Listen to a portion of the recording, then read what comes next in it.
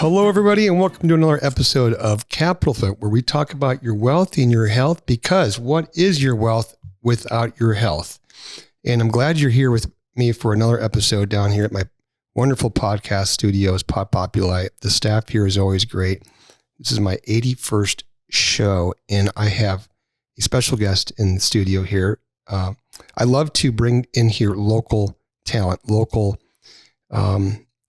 guys and gals who are leaders in their professional fields. They have a unique and special way that they bring their services to the world. They have lots of experience. I'm excited to have Lauren Jacobsen in the studio here today. Welcome to the studio. Thank you, Dan. I'm very excited to be here. Thank you. It's an honor to be on your podcast. Thank you. Oh my gosh. So Lauren is a top interior designer, formerly with the Disney Studios, and you were sought after.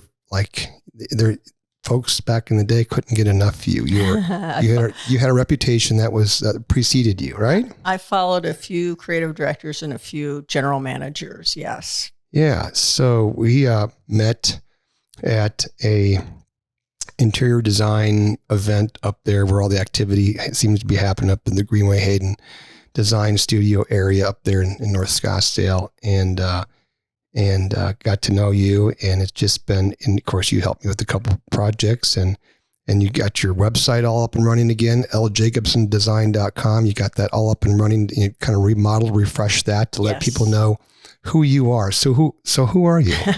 Who am I? I'm a woman of many mysteries. I have a history of being a creative, been a creative really all my life.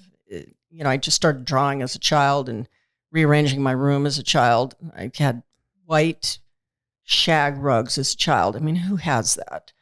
But I did. And so I just have always been a creative visionary. And that took me through school. That also took me into advertising after college. So I did design, then I did a stint in advertising it with some of the Fortune 500 clients throughout the country. And then from there, I moved on to being a creative director at the Walt Disney Company. And under the consumer products division, I really upgraded creative throughout a lot of their divisions. Well, give me an example. That's pretty amazing. Number one, it's really hard to get in Disney. Incredible, I'm sure, interview process. So what got you there? What body of work did you have to show them? Well, I actually, the creative director I was working with in advertising at one of the top firms in Los Angeles, she went over there, and in about 7 or 8 months, she contacted me and she said, I need you over here. You've got to come over here. I need to have your talent over here at Disney. Yeah. And that's really how I got there.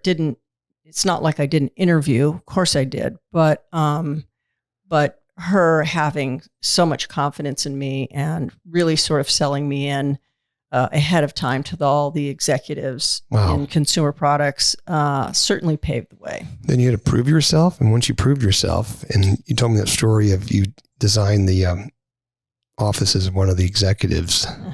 Yeah, I mean, and got you crushed it there. And oh my gosh, who did this? Yeah, I had a very specific vision. Mickey Mouse is an icon for Walt Disney, and one of the executives, the EVP in consumer products, needed his office redesigned. So they got a hold of me, and I was just downstairs. It wasn't a far walk, but so I met with him, and he wanted this redesign. He just wanted something interesting. He was a very energetic, dynamic executive there. So I needed to do something that would capture his imagination first off. And so one of the things I did was, there's a back wall to his office. So you walk in one side of the room and you're immediately looking at the focal point, which is him behind his desk. And then there was a big wall behind him. And so I decided that Mickey Mouse, part of his iconology is the fact that he wears these little red pants with these gold buttons. So I completely painted the back wall red, and then I had the studio there make these giant gold buttons, and that was all that was on that back wall. He loved it. The head of consumer products was, I think, kind of jealous because he did a very traditional type of office, and of course, this was blowing the place apart because it was so unique. Yeah. So that then put you on the map within the office because you had your sort of like, you were in your 20s. So you had a different, you had a fresh view of what it should look like. And then you got recognized, and then you just went from there to the next project, right? And you kept...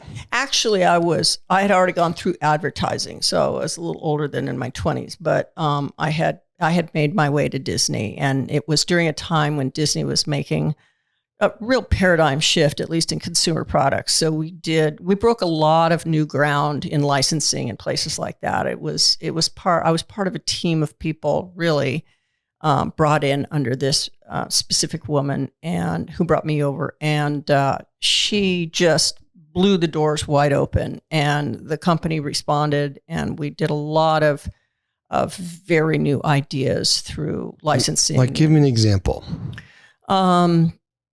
I think probably one of the things, usually you would see like Beauty and the Beast. So Belle, one of the main characters, she would always, and that was in animation, Belle would always wear a certain costume. And the company was very strict on all their animated films like Snow White and Belle and, some of the characters. No one could be out of their designed costume. But we came in and said, well, let's just say that, she has other outfits in the closet. And that, of course, extended everything that our licensees could do for the marketplace. So there were new color palettes, and that meant that there was new fashion. And we spent a lot of time studying fashion trends and color palettes for the season. So we were right on the cutting edge of feeding our licensees what was trending. So what was preventing Disney from doing that in the first place? It was just old school, the way they thought.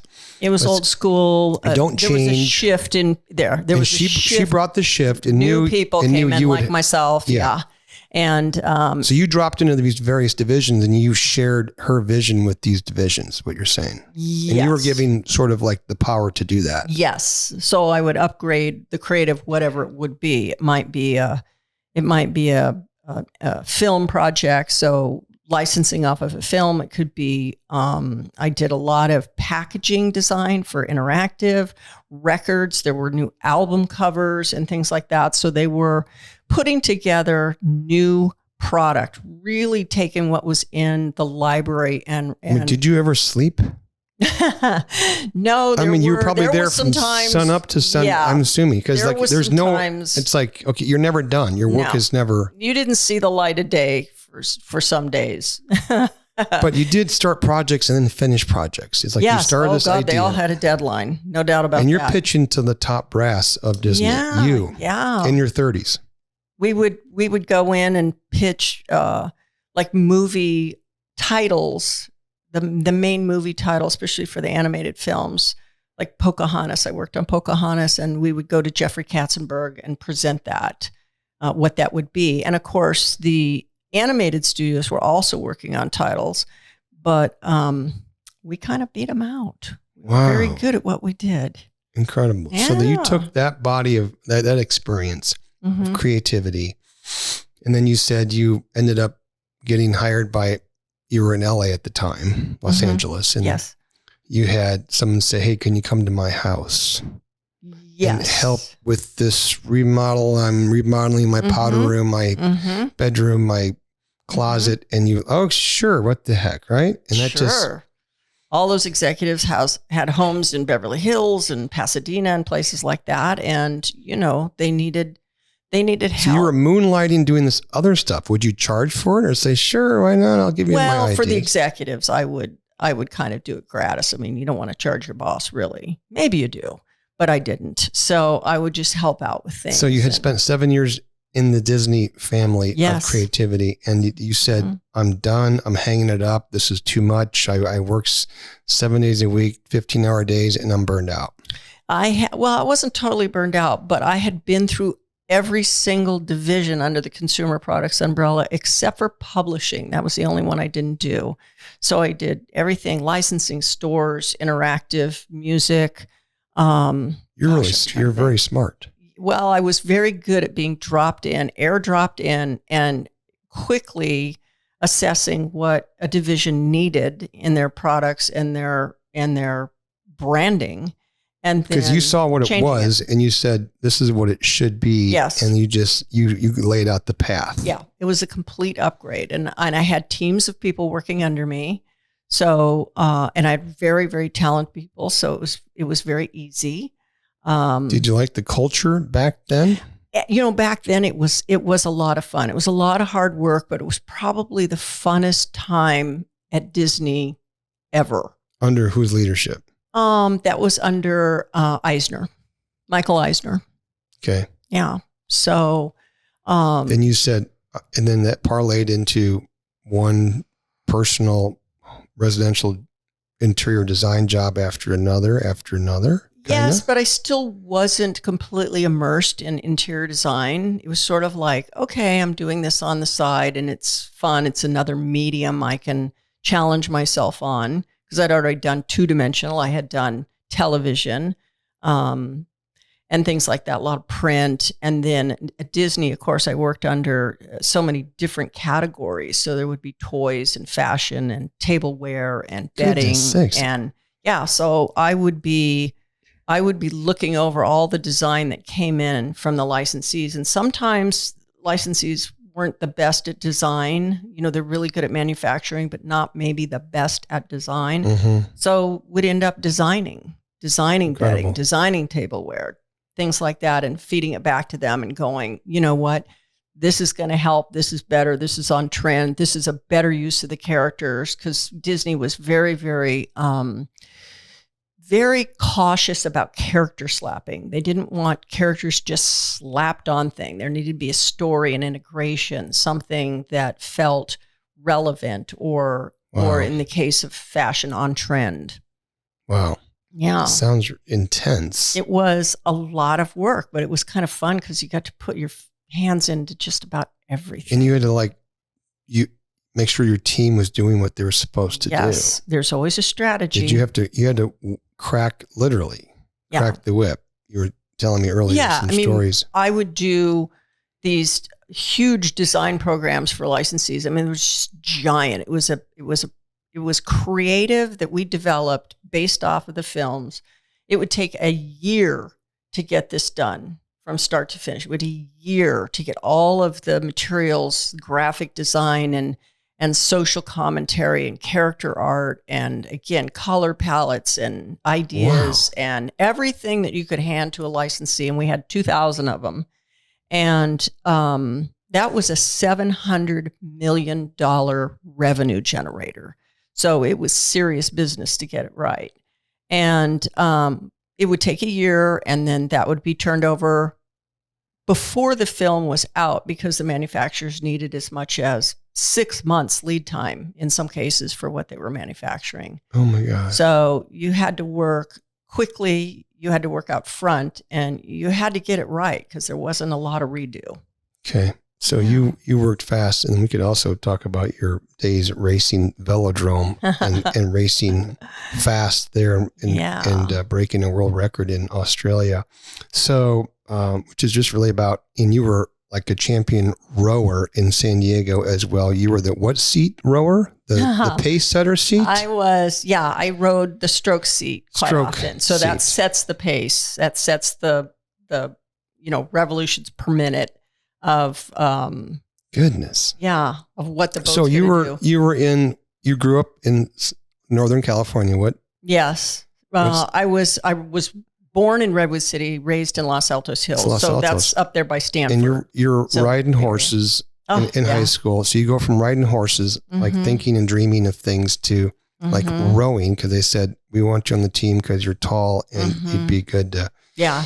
Yeah. They saw me on the beach at the water ski class, and the coach from the rowing team. And it wasn't a college rowing team. It was a private one. And he looked at one of the male rowers and he said, go down to the beach and get that girl, because I had really long legs. And you're like a pleaser. I mean, you get on a team and you're coachable and you go, oh my gosh, sure, whatever, what are you going to do? And then, you go from there to Disney to private clients. Then you go to your stint in 5 years in the velodrome racing. I did spend some time up in Silicon Valley. I followed, again, I had GMs from the Walt Disney Company go up there and doing startups and things like that. And then I would get brought up there for a period of time. And, I would live up there, 8 months. They would get me an apartment and everything. Doing what? Rebranding the entire site. Yeah. Hiring copywriters, just getting the language right and the branding right and things like that. So I spent some time. And that was there. A freelance? Yeah. I was really sort of a consultant. How would you charge for that? For those folks that are looking to do creative freelance work outside of corporate life. I mean, how do you? We agreed on basically a sort of a salaried fee for a period of time. So, I got paid with a paycheck just like everybody else. So that was kind of a good deal. But I didn't have to invoice all the time. And, I knew what was coming. And so it was good. So you had fun. I had fun. It was fun being back in the Bay Area because that's where I was, born and raised. Did you like LA? LA is good. LA was good for a really long time. I left there 5 years ago just because it's gotten a little crowded, obviously expensive, and it wasn't as beautiful as it was back in the 80s. Wow. So you go to the stint in Silicon Valley and again, rebranding, dropping in and just managing the whole process. Yeah. Then I came back and I interviewed over at Avon in New York as a creative director position. And I went in there. I probably spent a week flying from Florida to New York back and forth with executives and things like that. And I was offered a job, but I wanted every single bit of the creative. And they were a little bit like, and so I was like, it's all or none. And so if I wasn't going to get all of it, then I took none of it. Wow. And then I went back and it was like, well, okay, do I really want to keep, chasing corporate around? I felt like I was a bit of a corporate gypsy and I was kind of done with that. And I thought, you know what, maybe I should just open my own company. I've been doing interior design and, as many interior designers do, you just have this creative energy within you and design skill. And a lot of them, we just hang out our shingle and go, let's do it. Then you got to find clients and manage clients. And and there's the big thing, creative people, I find this in artists as well. Artists, I worked with so many artists through my career and you have to handle them very carefully. They're very sensitive people. And because creative is their craft and they get very invested in it. So you have to be very careful because you're dealing with business. And I think that's the big difference is it's when you get to interior design, when you get to anything creative that you're going to make money, it's a business. And so I went through school through creative. I mean, I had fine art painting and drawing and watercolor and all this kind of stuff. But what I didn't have was the business behind it. So once I opened my company, it's like, okay, now you need to read a P&L. You need to know a balance sheet. You're the CEO. You need to bring in clients. You have to fill that pipeline. It's all great to do design, but doesn't mean much if you're not making any money. Yeah. I mean, it's great if you have a hobby. And that's where that's what you are today. Yes. A Yeah, I've Interior had my design. company for 24 years now. So ljacobsendesign.com. Yes. Everybody should check out Yes. your website. And you do, remodel, you do creative, you do, remodel, additions, new builds, furnishings. I mean, everything. Lighting design. I'm actually a kitchen and bath specialist. So I really know how to put things together. But the reason I've done a refresh on my website is because I just have a different approach now to design. We talk about designers. We talk about, we'll make your house great and we'll make it look and feel like you. And aren't we wonderful? But today now there's so much more involved with a home. A home really needs to hold you and embrace you and help you, rejuvenate you and calm you and all the things that you need. I mean, you talk about what is your wealth without your health. It's that way for your home. Your home can provide so much more to your health, your mental and physical well-being. Yeah. It's not just a building that you throw furniture in. Right. It shouldn't be. It's way more than that. Mm-hmm. So I do a design style called Oasis, and that is about really creating more of a sanctuary in your home. This home needs to support you at every aspect of your day, whether you're getting up in the morning and it's like, okay, I need to get my energy up. What does this space look like, feel like? What is the lighting? What is the natural lighting? What are the elements I need for function? What are the things that just make me feel good in the morning? And then it's the same throughout the day. And then when you come home, it needs to calm you down. It's so chaotic out there that we need some place to unwind and get ready for the next day. We need that in our lives. Well, so, and you bring a client comes to you, says, okay, Lauren, you're the expert, but I have some ideas. And what's the process? How does that start? You have some sort of overall goals.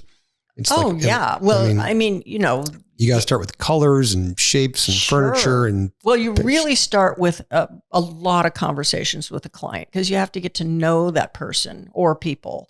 You need to know about them. And I guess this is their personality. That's assuming they know what they want. That is assuming they know what they want. But usually they have some idea. And then after that, you have to start kind of like mind reading a little bit. So you have to go, okay, they're this type of personality. They need this type of energy. These are their habits. These are the things they like. These are the memories they make. These are the people that surround them. Could be pets as well. So you start putting this together piece by piece. It's like doing a big puzzle. Yeah. And there's people involved. Lots of patience. Yes. Yes. Wow. Lots of patience, lots of questions, lots of feedback. I mean, you're just constantly trying to pull. I mean, there's a lot of like therapy really involved because it's a real psychology in getting it right. Right. And obviously there's some top local designers that are well known here, right? Yes. And we talked about a few here before the show. And so how do people find you? Because you've been here 5 years. You show up at the events, at the luxury home tours, the design centers, and you're out there and you're working with a nonprofit, Gary Sinise. It's another project. The Gary Sinise Foundation. You're giving all that away, all your time, energy. Hugely proud to be working. Gary provides ground up homes for disabled veterans and first responders.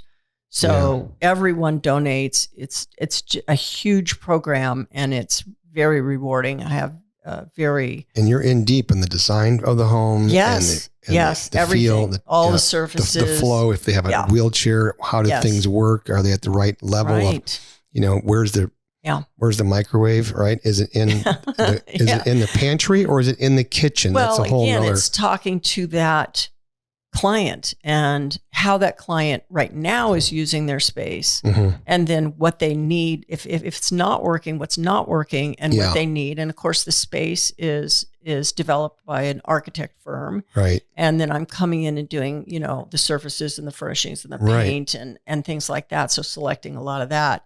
And it's really about talking in depth to the client and finding out what they need. And Right. the interesting thing is that disabled veterans that have been wounded in the military, have a lot of issues that, and I don't mean PTSD, they can have that, but there's a lot of body issues that people aren't aware of, like they can overheat easily, and a lot of people don't know this. So it's about finding out about all these things that happen and that affect them, and that okay, we need to find a way to cool them down quickly, or give them a space, a room that they can relax in and calm themselves. And that's going to be involving, what are those surfaces? What are those materials? So you bring all those senses into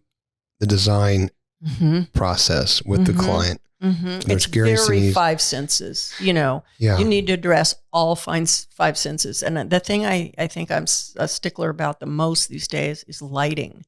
I mean, not only natural lighting, but the artificial lighting that's in a home has just an enormous impact on our well-being. And if it's wrong, if it's off, if it's miscolored, if it's a variety of colors, it's just a disaster. I mean, there's a lot of product out there, and everybody thinks, oh, this is so great. We've got these construction recessed cans that can go in, and they're oh so easy. But I will tell you that 9 times out of 10, I see them and they're far too glary. There's a huge glare factor, and that can really affect somebody within 20 minutes. It seems like there's a revolution in commercial design, whether you had reverse lighting up in the ceiling. Like they had reverse lighting today at the Orchard Pickleball. Shout out to the Orchard Pickleball over off 90th and Pima. Great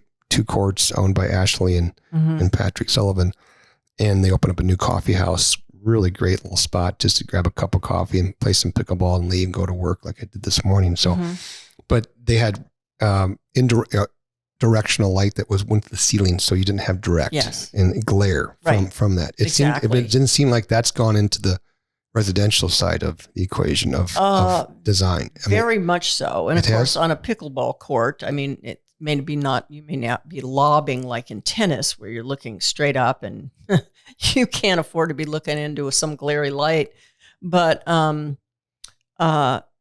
it's just important. I mean, there's a lot of ways to do general lighting now. It's not all with recessed lighting. There's all kinds of cove lighting and other aspects. I mean, you have to look at all the lighting that you're going to utilize. So that could be recessed, that could be cove lighting, that could So when you go into a remodel, it's like they haven't thought about this. It's the general contractor, it's architect. Are they thinking about this stuff? Sometimes the architects have. I mean, if you've got a very, very expensive, high-level luxury home, chances are you may have an architect, a builder, and an interior designer as a team, and that's big. And then you may get a lighting designer in. I mean, I try and you would hire them. Yes, I think the team would go, okay, we need a lighting design company because it's all got to be automated. It's all smart. It's all specific. And then so much goes involved. For someone like myself coming in, it's like, well, okay, is there an art collection? How are we going to light that? Is there sculpture? That gets lit differently. What are the zones? How do you create environments, lighting environments, moods, and things like that? And then they can automate throughout the day to raise or lower, the whole circadian rhythm is very important. And that's how it affects lives and health and mental well-being. Yeah. Well, that's phenomenal. That's a great aspect of your talent. I didn't know about. They just go, oh, okay, we got some recessed lighting. Great. Maybe some under counter lighting, under cabinet lighting in the kitchen. It changes the whole mood. It's everything. It's everything. Wow. It does. It affects people's health. And I think that's what's so important. I love that. Well, I think we'll end on that, because that's just a nice way to kind of wrap up what makes you different, unique. You have such an awareness of the five senses that go into a design to create this really great, special, calm space. And that's the point I wanted to get across over the show today was how unique you are, because we've had conversations. And I thought my audience would like to know about that. And you can use this to share with other folks who are saying, you know, should we use you as our design consultant and our interior designer? I'm like, yeah. You should. And I appreciate you being on the show. And so people get a hold of you, how? That's www.ljacobsendesign.com. Yes. JACOBSEN. Design singular.com. Yes. Okay. How else? Yeah. You have it. I have, you know, I'm on Instagram. I'm on Facebook. Okay. And what are your handles there? I think it's still Lauren Jacobsen Design. I don't do anything really tricky, very straightforward. Is there an email address if they want to get a hold of you? Lauren, Lauren at Jacobsen Design. So that's JACOBSEN design.com. Fantastic. And you have your clients are kind of wherever they are. They can be anywhere. They can be in state, out of state. They can be everywhere. And you redid I saw your website. It looks fantastic. So have people just check it out. Check out your store. Design. Yeah. And it's then different. And then hopefully see you at the next luxury home tour or design studio up there at Greenway Hayden up there. So yes, that'd be fantastic. So I know you do a lot of work with wellness companies and doctors and things like that. And yes, it's important to get the home right. Absolutely. I agree. Be so supportive. Love it. Well, thank you. And thanks for being on the show. And we want to hear about the Gary Sinise project and how that's going. God, yes. So I'll have you back on. Yeah. And that's so great. It's a great story. If people want to see and learn more about that, how do they get a hold of to get a hold of you, to get a hold of how they get involved in the Gary Sinise project? Right. Or any organization that's supporting our first responders and our veterans. Yeah. Well, God bless you for doing that. Yeah. Thank you. Job. I'm so honored. Thanks for being on the show. Well, thank you for having me.